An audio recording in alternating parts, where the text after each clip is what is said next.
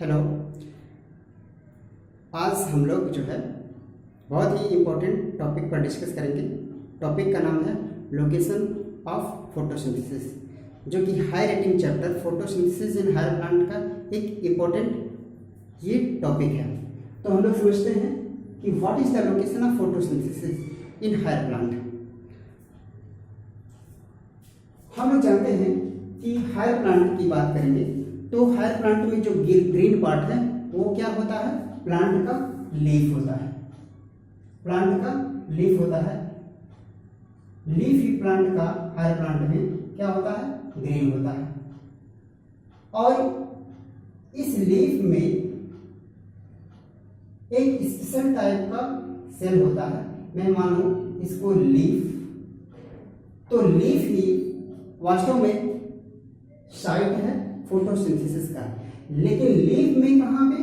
तो लीफ में एक स्पेशल टाइप का सेल होता है। उस सेल को हम कहते हैं mesophyll cells. Mesophyll cells, leaf में मेसोफिल सेल्स जो होते हैं वो वास्तव में रियल में लीफ में साइट ऑफ फोटोसिंथेसिस है। अब इस मेसोफिल सेल्स में एक स्पेशल टाइप का स्ट्रक्चर बना होता है जिसको हम कहते हैं क्लोरोप्लास्ट। क्लोरोप्लास्ट। अब यही क्लोरोप्लास्ट जो होता है पिन पॉइंट है साइट ऑफ लोकेशन का। साइट ऑफ लोकेशन का जो पिन पॉइंट है वो हम कह सकते हैं क्लोरोप्लास्ट है। अब अगर मैं मेसोफिल सेल की बात करूं तो एक लीफ की मैं बात करूं, लीफ में मेसोफिल सेल्स मान लेते हैं कुछ इस तरीके से है। और इस मेसोफिल सेल्स में क्लोरोप्लास्ट का अरेंजमेंट अकॉर्डिंग टू लाइट पर डिपेंड होता है, क्योंकि ये लाइट के अमाउंट में, लाइट के इंटेंसिटी के अकॉर्डिंग इसमें रोटेशन होता है। लाइट के अमाउंट के अकॉर्डिंग इसमें रोटेशन होता है। सपोज दैट अगर light afternoon perpendicular mesophyll cells पे पड़ रहा है तो कुछ इस तरीके से अरेंजमेंट क्लोरोप्लास्ट का होगा। लेकिन अगर लाइट परपेंडिकुलर ना होके नियर अबाउट हॉरिजॉन्टल होता है और मेसोफिल सेल्स पे पड़ता है तो ये जो वर्टिकल रोटेशन है या वर्टिकल डायरेक्शन है क्लोरोप्लास्ट का मेसोफिल सेल्स में, तो वर्टिकल ना होके ये ऐसे ही हॉरिजॉन्टल हो जाता है। ये सब लाइट के ऊपर डिपेंडेंट है कि इसका रोटेशन कैसे होगा। यानी आफ्टरनून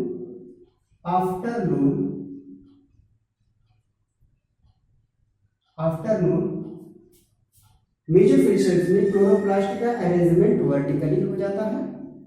इवनिंग टाइम में जब लाइट परपेंडिकुलर ना होकर थोड़ा बेंड होता है तो इस केसेस में ये हॉरिजॉन्टली अरेंजमेंट हो जाता है क्लोरोप्लास्ट मेसोफिल सेल्स में। अब मैं एक रफली डायग्राम बनाऊं क्लोरोप्लास्ट का, तो क्लोरोप्लास्ट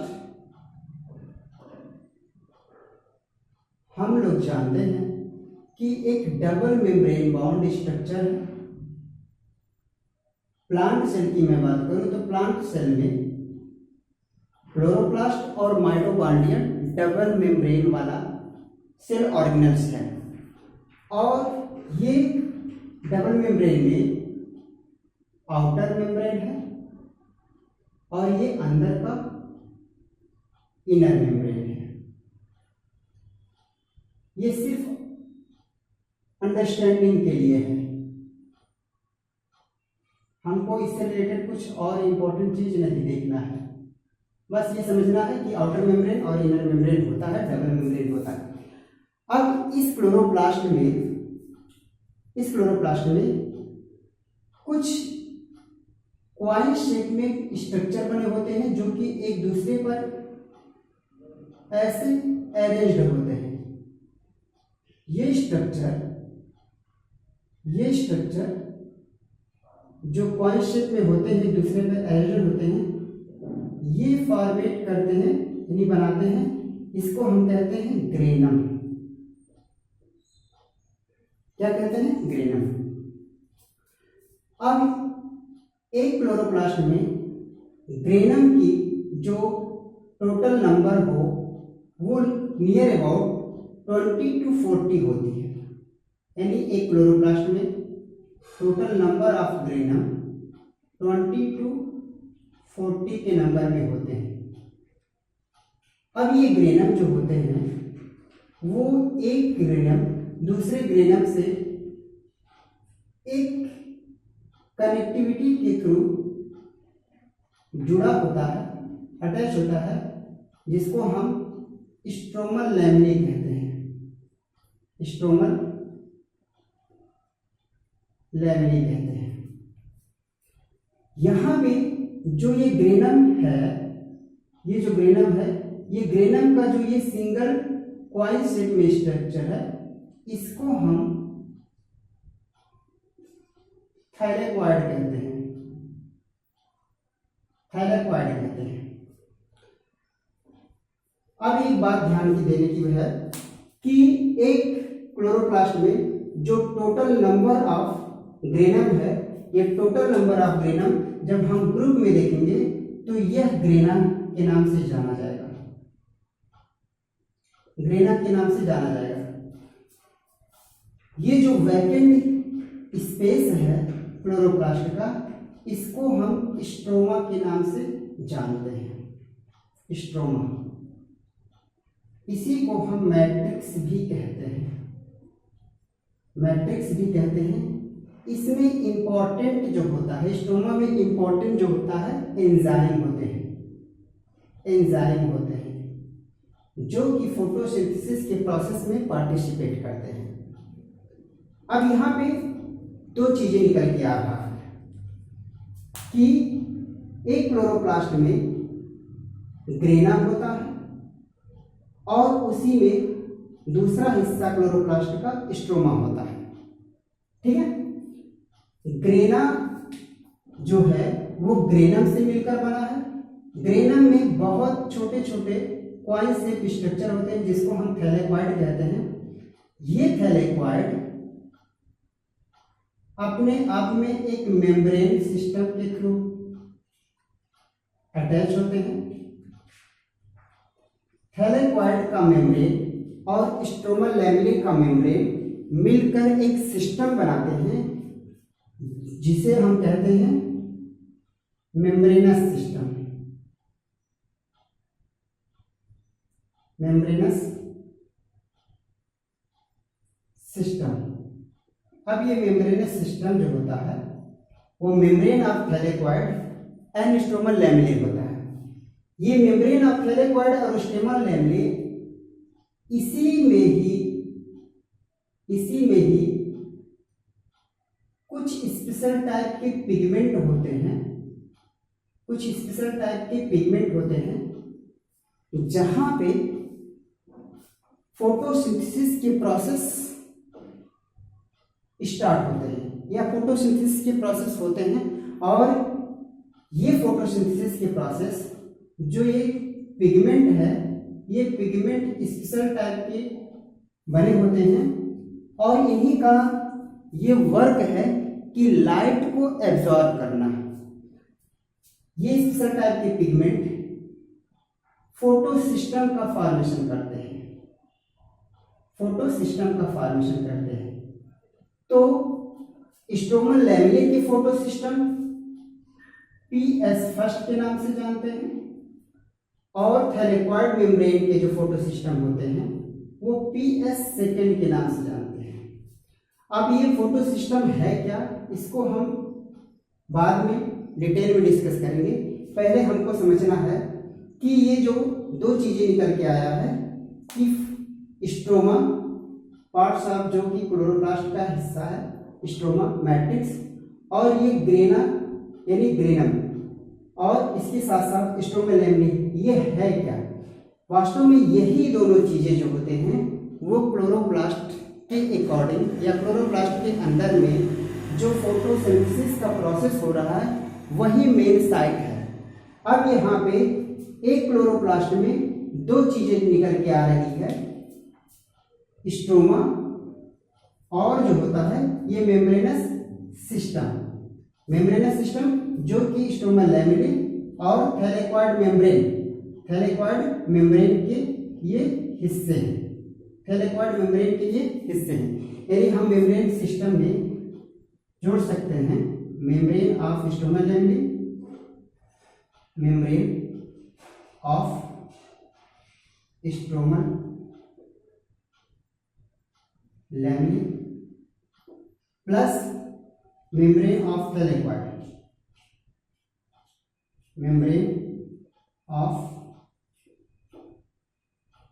थाइलेक्वाइड।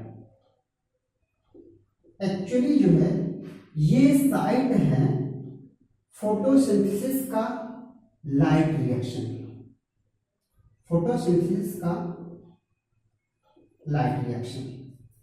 क्योंकि जो फोटोसिंथेसिस का प्रोसेस है, ये फोटोसिंथेसिस का प्रोसेस जो होता है वो दो स्टेप में कंप्लीट होता है, एक लाइट रिएक्शन के और दूसरा जो स्टेप होता है जिसको हम कहेंगे डार्क रिएक्शन। यहाँ पे मैं लिख दे रहा हूँ डार्क रिएक्शन। ये डार्क रिएक्शन जो होता है फोटोसिंथेसिस का दूसरा स्टेप है जो कि क्लोरोप्लास्ट के स्ट्रोमा में होता है, क्लोरोप्लास्ट के स्ट्रोमा में होता है। तो यहाँ पे दो चीजें निकल कि क्लोरोप्लास्ट में फोटोसिंथेसिस के दो अलग अलग रिएक्शन हो रहे हैं। एक लाइट रिएक्शन हो रहा है जो ग्रेना में हो रहा है, ग्रेना में कहाँ पे, जो जहाँ पे मेम्ब्रेनस सिस्टम बन रहा है। मेम्ब्रेनस सिस्टम में कौन कौन सा, membrane of stroma lamellae and membrane of thylakoid. यहाँ पे इसके साथ साथ जो डार्क रिएक्शन है वो डार्क रिएक्शन क्लोरोप्लास्ट के स्ट्रोमा में हो रहा है। यानी हम कह सकते हैं कि क्लोरोप्लास्ट एक बड़ा घर है और इस बड़े घर में दो रूम हैं, दो अलग अलग जगह हैं जहाँ पे एक ही चीज का दो अलग अलग प्रोसेस हो रहा है। इसका मतलब यहाँ पे क्लोरोप्लास्ट में दो चीजें हो रहे हैं दो अलग अलग जगहों पे। इसी प्रोसेस को हम एक और स्पेशल नाम से जानते हैं, लेवर ऑफ डिवीजन। इसी को हम कहते हैं लेवर ऑफ डिवीजन, कि है तो एक ही चीजें लेकिन यहाँ पे दो चीजें एक साथ अलग अलग चीजें कंप्लीट कर रहा है। यानी एक क्लोरोप्लास्ट का जो स्ट्रोमा है वो फोटोसिंथेसिस का दूसरा हिस्सा कर रहा है जिसको हम डार्क रिएक्शन कहते हैं, और मेम्ब्रेनस सिस्टम जो membrane of stroma lamellae and membrane of thylakoid जो कि ग्रेनम का हिस्सा है, ये फोटोसिंथेसिस का लाइट रिएक्शन कर रहा है। तो क्लोरोप्लास्ट में ही एक ही क्लोरोप्लास्ट के अंदर फोटोसिंथेसिस के दो अलग अलग वर्क हो रहे हैं, दो अलग अलग फंक्शन हो रहे हैं, एक लाइट रिएक्शन का फंक्शन, एक डार्क रिएक्शन का फंक्शन। अब ये दोनों का वर्क क्या है, डिवाइड है। डिवीजन होने की वजह से, वर्क डिवीजन होने की वजह से इसी को हम कहते हैं लेवर ऑफ डिवीजन। क्या कहते हैं, लेवर ऑफ डिवीजन। अब यहां से हमको ये आंसर मिल गया है कि फोटोसिंथेसिस का जो प्रोसेस है वो किस किस स्टेप में हो रहा है, दो स्टेप में, लाइट रिएक्शन में और डार्क रिएक्शन में। लेकिन इससे पहले हमको समझ जाना है कि लोकेशन ऑफ फोटोसिंथेसिस हो कहाँ पे रहा है। तो लोकेशन ऑफ फोटोसिंथेसिस जो हो रहा है वो वास्तव में ग्रेना में हो रहा है। अब इसी ग्रेना के अकॉर्डिंग मेम्ब्रेनस सिस्टम बनता है जो मेम्ब्रेन ऑफ स्ट्रोमा लैमेले और मेम्ब्रेन ऑफ थैलेक्वाइड मिलकर बनाते हैं। और इसके साथ साथ इस क्लोरोप्लास्ट का दूसरा जो हिस्सा है, जो मैट्रिक्स है, जो स्ट्रोमा बनाता है, वहां पे डार्क रिएक्शन हो रहा है। ठीक है, ये तो लोकेशन ऑफ फोटोसिंथेसिस था, लोकेशन ऑफ फोटोसिंथेसिस था। अब एक चीज और समझना है, फोटोसिंथेसिस का जो लाइट रिएक्शन है इसका एक स्पेशल नाम है जिसको हम कहते हैं फोटोकेमिकल रिएक्शन। क्या? Photochemical reaction. और डार्क रिएक्शन की बात करते हैं तो इसको हम डार्क रिएक्शन को किस नाम से जानेंगे?